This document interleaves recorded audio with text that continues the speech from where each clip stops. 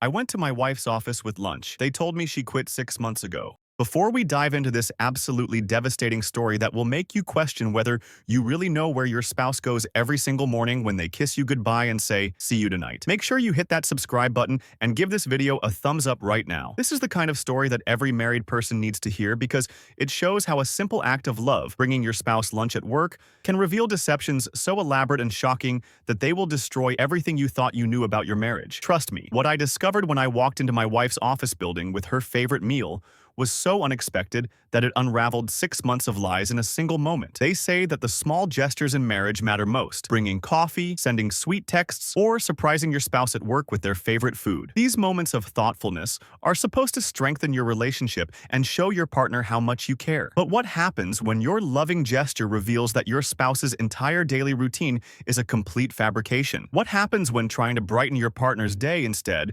exposes lies so fundamental that they make you question whether you've ever known them at all? My name is Jason, and until 8 weeks ago, I thought I was the luckiest man alive to be married to someone as dedicated and hardworking as my wife Rachel. I thought she spent her days as a financial analyst at a prestigious downtown firm, working with clients and managing investment portfolios. I had no idea that when Rachel kissed me goodbye every morning and told me she was heading to the office, she hadn't actually worked at that company for 6 months and was living a secret life so shocking that it didn't just end our marriage. It made me realize I had been sharing my bed with a complete stranger for 3 years. I'm 33 years old, a mechanical engineer from Denver, Colorado, and I've been married to Rachel for 3 years. We met at a coffee shop near her office, dated for 8 months, and got married in what I thought was a beautiful celebration of our love and commitment to building an honest life together. Rachel worked as a financial analyst for Mountain Peak Investment Group, a well-respected firm that managed portfolios for high-net-worth individuals and small businesses. She had an excellent job with strong earning potential, and she seemed passionate about helping clients achieve their financial goals. For most of our marriage, Rachel's work routine was consistent and professional. She would leave our apartment every morning around 8 a.m., work her standard schedule, and come home around 6:30 p.m. with detailed stories about her clients, market analysis, and the challenges of managing investments in volatile economic conditions. "Jason," she would tell me over dinner, "I had this client today who's worried about retirement planning. The market has been unpredictable, but I think I found a diversified strategy that will help him reach his goals while minimizing risk." I loved hearing about Rachel's work because she was genuinely skilled at financial analysis and seemed to care deeply about helping her clients succeed. She would often bring home financial reports to review, take calls with anxious clients in the evenings, and attend industry conferences to stay current with investment trends. Rachel's dedication to her career was one of the things I admired most about her. She was intelligent, professional, and committed to excellence in everything she did. But about 7 months ago, Rachel's work routine started to change in ways that seemed like normal career progression at first, but gradually became more unusual. Rachel began working longer hours, often leaving earlier in the morning and coming home later in the evening. She explained that she had been promoted to senior analyst and was taking on more complex clients with larger portfolios. "The firm is expanding their high net worth division," Rachel told me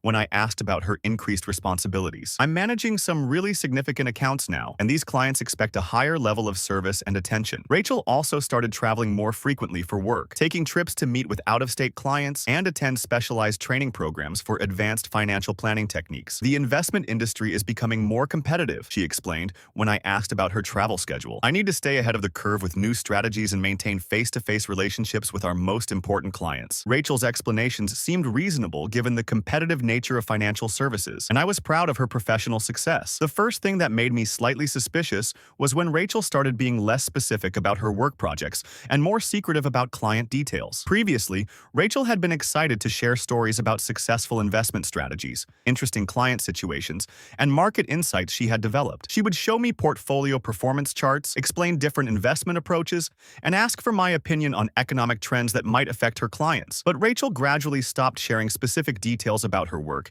and began giving generic, vague responses when I asked about her day. "How was work today?" I would ask. "Busy," Rachel would reply. "Lots of client calls, portfolio reviews, market research, the usual financial stuff." When I asked about specific clients or investment strategies she had mentioned previously, Rachel would claim that everything was confidential due to new compliance regulations. "We have strict privacy policies now," she would say. "I can't really discuss client details or specific investments outside of the office." Rachel's reluctance to discuss her work seemed understandable from a professional ethics standpoint, but it was such a dramatic change from her previous openness that it made me wonder if something was wrong at her firm. The second red flag came when I noticed that Rachel's work attire and professional expenses had increased significantly. Rachel had always dressed professionally for work, but she started purchasing much more expensive clothing, designer accessories, and high-end business attire that seemed beyond what our budget should have allowed. Rachel began buying luxury handbags, expensive jewelry, and sophisticated outfits that were far more fashionable than the conservative business wear typically required for financial services. When I asked about her increased spending on professional clothing, Rachel explained that her promotion to senior analyst required her to make a more polished impression on wealthy clients. When you're managing million-dollar portfolios, she said, clients expect you to look successful and sophisticated. My appearance is part of the service I provide. Rachel's explanation was plausible, but the cost of her new wardrobe seemed excessive even for someone in her elevated position. The third red flag came when I tried to contact Rachel at her office during the day and encountered unusual difficulties reaching her. I had been offered tickets to a financial planning seminar that I thought Rachel would find interesting for her professional development. I called Mountain Peak Investment Group to share the opportunity with her. When I asked the receptionist to connect me with Rachel Thompson in the financial analysis department, there was a long pause. I'm sorry, the receptionist said, but I don't show anyone by that name in our system. Could you double-check the spelling or department? I was surprised and asked the receptionist to check under Rachel's maiden name and alternative departments, thinking perhaps there was some administrative confusion. I've checked our entire directory, the receptionist said, and we don't have any employee named Rachel Thompson or Rachel Martinez. I hung up feeling confused and concerned. It seemed impossible that Rachel's own company wouldn't have her listed in their employee directory, especially if she had recently been promoted to a senior position. When I mentioned the phone call to Rachel that evening, she seemed nervous and took a moment to respond. That's really strange, she said, avoiding eye contact. We've been updating our phone system, and there have been technical problems with the employee directory. Some people aren't showing up correctly in the database. Rachel's explanation was reasonable, but her body language seemed tense and she appeared uncomfortable discussing the phone system issue. The fourth and most significant red flag came when Rachel started making unusual requests about our evening and weekend plans. Rachel began asking me to make commitments for weekends that would ensure I wouldn't be available to attend her work functions or meet her colleagues. Jason, he said one Friday, why don't you visit your sister this weekend? You've been talking about spending more time with your family, and I might have to work Saturday anyway. When I suggested that I could visit my sister another time and help Rachel with whatever work project required weekend attention, she seemed anxious and insisted that I should make plans away from Denver. I really think you should go see your sister, she said. I'll be stressed about these client presentations and I won't be good company. Rachel's eagerness to have me out of town seemed unusual, especially since she had always appreciated having me around for emotional support when she was dealing with work pressure. The turning point came 2 months ago when I decided to surprise Rachel at her office with lunch on what she described as an extremely stressful workday. Rachel had been complaining about a major client crisis involving a significant portfolio loss, and she seemed overwhelmed by the pressure to develop recovery strategies and manage client expectations. I'm going to be stuck at the office all day trying to salvage the situation, Rachel had told me that morning. This client is threatening to move their entire portfolio to another firm if we can't recover their losses. I thought it would be thoughtful to bring Rachel her favorite Thai food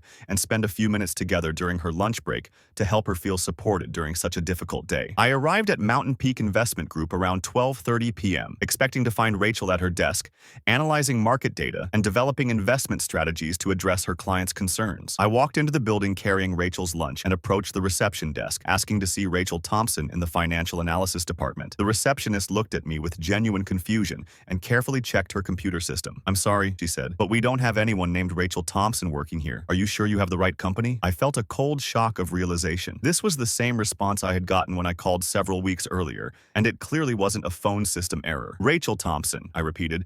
She's a senior financial analyst. She's worked here for several years. The receptionist called over a supervisor, who also checked their comprehensive employee records and confirmed that no one named Rachel Thompson had ever worked at Mountain Peak Investment Group. Sir, the supervisor said, I've been with this company for 10 years, and we've never had an employee by that name in any department. I left the building in complete shock, still holding Rachel's untouched lunch, trying to understand how my wife could have been claiming to work at a company that had never employed her. That evening, I confronted Rachel about what I had learned at Mountain Peak Investment Group. Rachel, I said when she came home at her usual time, I went to your office today to bring you lunch. They told me you've never worked there. Rachel's face went completely pale, and she looked like she was going to faint. That's impossible, she stammered, her voice shaking. There must be some terrible mistake. Maybe they were confused about which department I work in. But Rachel's panicked reaction made it clear that there was no administrative confusion. She had been caught in a fundamental lie about her entire professional life. Rachel, I said, I spoke with a supervisor who has been there for 10 years. They checked their records thoroughly. You have never worked at Mountain Peak Investment Group. Rachel Rachel broke down crying and initially tried to claim that she had lost her job recently and was too ashamed to tell me. "I got fired 2 weeks ago," she sobbed. "I've been too embarrassed to tell you, so I've been pretending to still work there while I look for a new position." But Rachel's explanation didn't make sense given the timeline of my previous suspicions and the receptionist's earlier responses. "Rachel," I said, "when I called your office 6 weeks ago, they said you didn't work there. This isn't a recent problem." When confronted with the timeline, Rachel admitted that she had been lying about her employment for much longer than 2 weeks. "I lost my job 4 months ago," she finally confessed. "I've been too scared to tell you because I didn't want you to think I was a failure or worry about our finances." Rachel claimed that she had been spending her days job hunting, networking with industry contacts, and working with headhunters to find a new position in financial services. "I've been so ashamed," she said. "I wanted to find another job before telling you what happened, so you wouldn't have to stress about our household budget." Rachel's explanation was emotional and seemed sincere, but it raised obvious questions about our financial stability and her daily activities. "If you've been unemployed for 4 months," I asked, "how have you been receiving paychecks, and where have you been going every day?" Rachel claimed that she had been receiving unemployment benefits and had been working with several temporary staffing agencies that placed her in short-term consulting projects with small financial firms. "I've been taking freelance assignments to keep money coming in," she explained. "It's not steady work, but it's helped us maintain our lifestyle while I search for a permanent position." Rachel's story sounded plausible but seemed inconsistent with several things I had observed about her behavior and our financial situation. If Rachel had really been unemployed for 4 months, her expensive new clothes and increased spending didn't make sense. If she was doing temporary consulting work, why hadn't she mentioned these projects or clients in our daily conversations? Over the next few days, I paid closer attention to Rachel's behavior and started noticing more inconsistencies in her story about unemployment and freelance consulting. Rachel continued to leave the apartment at the same time every morning and return at the same time every evening, as if she still had a regular full-time job. Her schedule was too consistent and predictable for someone who was supposed to be job hunting and doing temporary assignments. When I asked Rachel about her job search activities, her answers were vague and generic. She couldn't provide specific details about companies she had interviewed with, consulting projects she was working on, or staffing agencies she was registered with. "I'm exploring several opportunities in the financial sector," she would say when I asked about her progress. "The market is competitive right now, and I want to be selective about the right fit." 1 week after Rachel's confession about losing her job, I made a decision that would change everything. I decided to follow Rachel when she left the apartment to find out where she was really going and what she was really doing during her supposed job hunting activities. On a Wednesday morning, Rachel left the apartment at her usual time, telling me she had interviews with 2 different firms and a meeting with a headhunter who specialized in financial services placements. Instead of going to my own job, I called in sick and followed Rachel's car from our apartment building. Rachel didn't drive toward the downtown financial district where most investment firms were located. Instead, she drove to an upscale residential area about 30 minutes from our apartment. I followed Rachel from a safe distance as she navigated through tree-lined streets and eventually parked in front of a stunning mansion with manicured gardens and a circular driveway. I watched from down the street as Rachel walked up to the ornate front door and used her own key to enter the house, indicating that she had regular access and was expected. I sat in my car for over 4 hours trying to understand what Rachel could possibly be doing in a private residence that was related to job hunting or financial consulting. At 3:15 p.m., Rachel emerged from the mansion with a distinguished man in his 60s who was obviously very comfortable with her. They embraced and kissed passionately before he handed her what appeared to be a thick envelope. The man walked Rachel to her car, gave her another intimate kiss, and watched as she drove away. I followed Rachel to see where she would go next, and she drove to an exclusive shopping district where she spent several hours purchasing luxury items with what appeared to be cash from the envelope. When Rachel came home that evening at her usual time, she acted as if she had spent the day on legitimate job hunting and consulting activities. "How was your day?" I asked. "Really encouraging," Rachel replied. "I had excellent interviews, and the headhunter thinks she can place me in a senior position within the next few weeks." Rachel's confident lies about her day made me realize that she had been deceiving me with practice skill for months. I decided to continue following Rachel to gather more evidence about what she was really doing during her supposed work hours. Over the next week, I followed Rachel on 4 different occasions when she left the apartment claiming to have interviews, consulting meetings, or networking events. Every single time, Rachel drove to the same mansion and spent several hours with the same man in what was obviously a romantic and sexual relationship. I also observed Rachel visiting a luxury condominium in a different part of the city where she was welcomed by a different wealthy man in similarly intimate circumstances. Rachel appeared to be maintaining at least 2 separate romantic relationships with wealthy men, receiving substantial payments from each of them, and using our marriage as her cover story. If you're feeling as shocked and betrayed as I was when I discovered what Rachel was really doing instead of job hunting, you need to hit that subscribe button right now because This story gets even more disturbing when I found out the true scope of her deception. What I discovered about Rachel's secret life will make you realize that some people are capable of living lies so elaborate that they can fool everyone around them for months. Ring that notification bell because you won't believe how I exposed Rachel and what happened when her carefully constructed world came crashing down. I realized that Rachel wasn't just unemployed and ashamed to tell me. She was working as a high-end escort or kept woman for wealthy clients while lying to me about every aspect of her daily life. But I needed to understand the full extent of Rachel's deception before confronting her with what I had discovered. I decided to research the men Rachel had been visiting to understand what kind of relationships she had with them and whether there were other people involved in her secret life. Through property records and social media investigation, I was able to identify the first man as Dr. Charles Hamilton, a successful plastic surgeon who owned multiple medical practices and investment properties throughout Denver. When I examined Dr. Hamilton's social media profiles, I found photos that showed him with Rachel in romantic settings, expensive vacations, upscale restaurants, and intimate moments that clearly indicated they had been in a serious relationship for several months. But the most shocking discovery was that Dr. Hamilton's posts referred to Rachel as his girlfriend, and he had been sharing photos of their relationship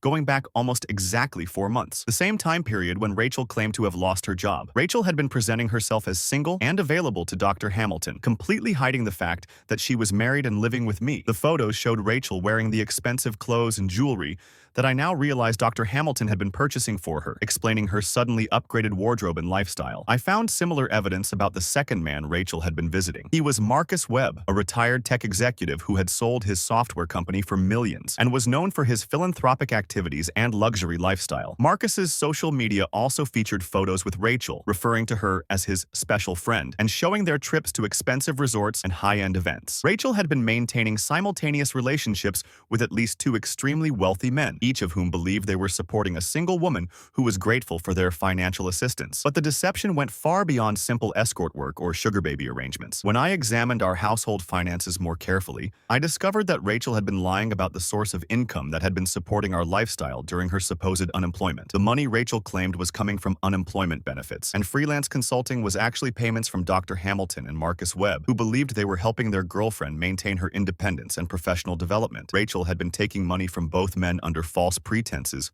while using our marriage to maintain her social respectability and provide her with a stable home base. Both men thought they were supporting Rachel's career transition and helping her achieve her professional goals, when she was actually using their money to subsidize our joint household expenses. Armed with overwhelming evidence of Rachel's elaborate deception, I decided to confront her with the truth and expose her lies to everyone involved. I printed out all the social media evidence showing Rachel's relationships with Dr. Hamilton and Marcus Webb, documented the dates and times I had followed her to their residences, and gathered all the financial evidence showing her fraudulent claims about income sources. I also decided to contact both men directly to inform them that the woman they thought was their single girlfriend was actually married and living with her husband. On a Friday evening when Rachel came home claiming to have spent the day on final interviews and contract negotiations, I was waiting for her with all the evidence spread out on our dining room table. "Rachel," I said when she walked into the apartment, "we need to talk about where you've really been going for the past 4 months." Rachel saw the photos and documents on the table and immediately knew that her elaborate deception had been completely exposed. "Jason, please let me explain everything," she said, but her voice was trembling and she looked more terrified than remorseful. "Explain what?" I asked. "Explain how you've been living with me as my wife while working as a kept woman for 2 different men? Explain how you've been lying about losing your job when you actually quit to become a professional mistress? Explain how you've been taking money from wealthy men under false pretenses while using our marriage as your cover story?" Rachel tried to minimize her deception and claimed that her relationships with the wealthy men were legitimate business arrangements that had evolved into something more personal. "It started as financial consulting," she insisted. "They needed help with investment strategies, and it gradually became more personal. I didn't plan for it to develop this way." But the evidence showed that Rachel's relationships with both men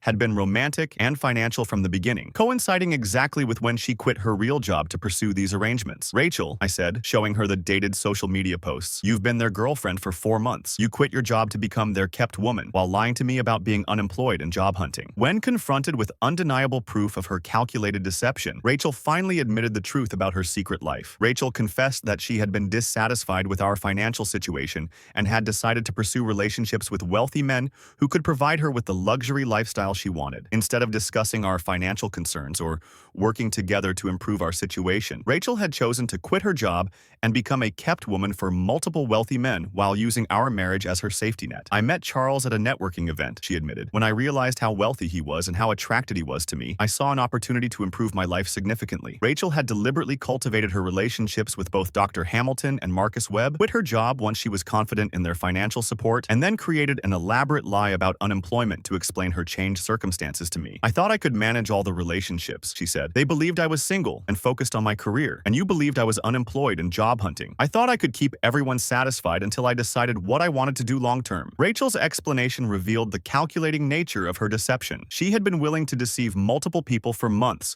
while planning to eventually choose whichever situation provided her with the best financial and social advantages. I told Rachel that our marriage was over and that she needed to move out of our apartment immediately. I also informed her that I had already contacted both Dr. Hamilton and Marcus Webb to tell them the truth about her marital status and her deception about being single. Rachel panicked when she learned that I had exposed her lies to both of her wealthy benefactors, realizing that she was about to lose all 3 relationships simultaneously. "You can't tell them about our marriage," she pleaded desperately. "They'll end their relationships with me, and I'll have no way to support myself." "Rachel," I replied, "you should have thought about that before you decided to lie to all of us for 4 months." I filed for divorce the next day and hired a forensic accountant to trace all the marital assets that Rachel had used to support her deceptive lifestyle. The divorce proceedings revealed additional deceptions that Rachel had been maintaining throughout our marriage. Rachel had been secretly communicating with several other wealthy men through exclusive dating websites and social platforms, suggesting that Dr. Hamilton and Marcus Webb weren't her only targets and that she had been cultivating multiple potential relationships. The forensic accountant discovered that Rachel had been hiding substantial amounts of money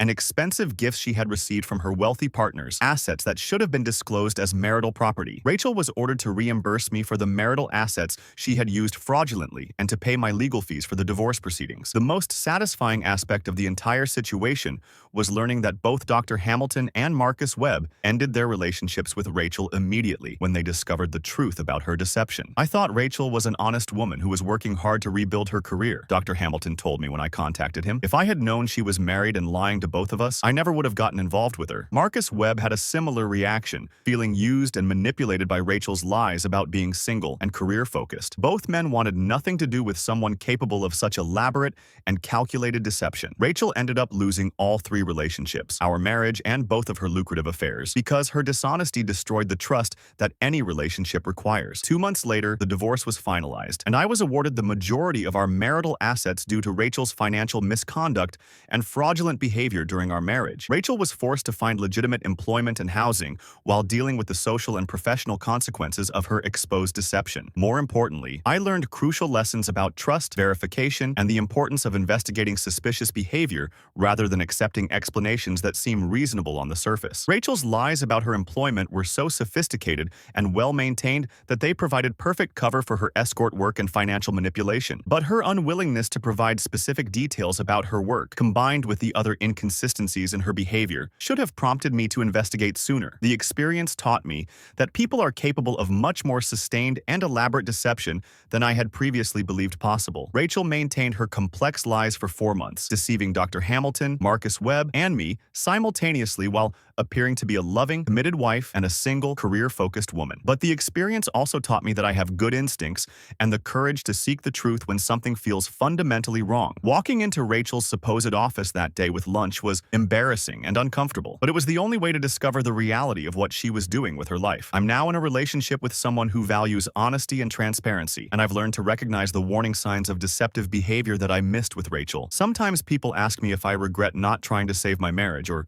work through Rachel's infidelity. The answer is simple. Rachel wasn't being unfaithful. Rachel was operating a sophisticated business based on deception, manipulation, and fraud, designed to extract maximum financial benefit from multiple victims. People who are capable of that level of calculated manipulation and sustained deception aren't suitable partners for marriage or any other relationship that requires trust and authenticity. Rachel made the choice to deceive Dr. Hamilton, Marcus Webb, and me, rather than address her concerns honestly. She made the choice to quit her job and pursue financial arrangements based on lies. She made the choice to risk multiple people's emotional and financial well-being to satisfy her own materialistic desires. When someone shows you that they're willing to lie to you and other people every day for months, you should believe them about their character and act accordingly. And honestly, discovering Rachel's true character before we had children or made major financial commitments together was probably the best thing that could have happened to our relationship. Living with someone who is fundamentally dishonest and manipulative is impossible in the long term. Rachel's deception would have eventually been discovered, and the longer it continued, the more people would have been hurt by her lies. Now, I'm free to build a relationship based on honesty, trust, and authentic communication with someone who values those things as much as I do. And that's worth everything I went through to discover the truth about who Rachel really was.